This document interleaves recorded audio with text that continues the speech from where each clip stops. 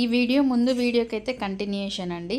ఇంకా నేనైతే ఇంటికి చేరుకునే వరకు నిన్న 11:30 అయింది.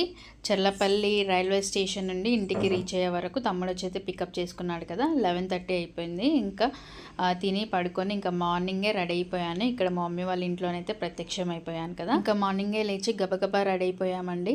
మేము రెడీ అయ్యి స్టార్ట్ అయ్యే వరకు 8:30 అయితే అయ్యింది. ఇంకా మమ్మీ నేనైతే ఆటోలో బుక్ చేసుకొని అయితే వెళ్తున్నాము. ఇక్కడ మీరు చూస్తే అర్థమైపోతుంది ఎక్కడికి వెళ్తున్నామో.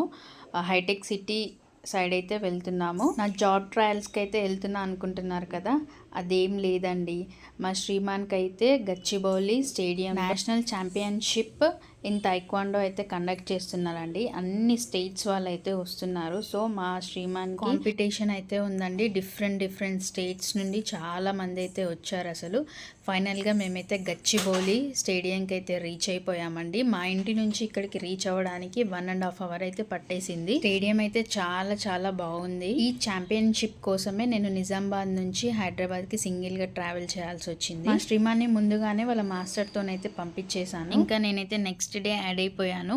ఈ ఛాంపియన్షిప్లో శ్రీమాన్ ఎలా పర్ఫామ్ చేశాడో నెక్స్ట్ వీడియోనైతే కంటిన్యూ చేయండి. వీడియో నచ్చినట్టయితే లైక్తో పాటు సబ్స్క్రైబ్ చేసుకోవడం మర్చిపోకండి.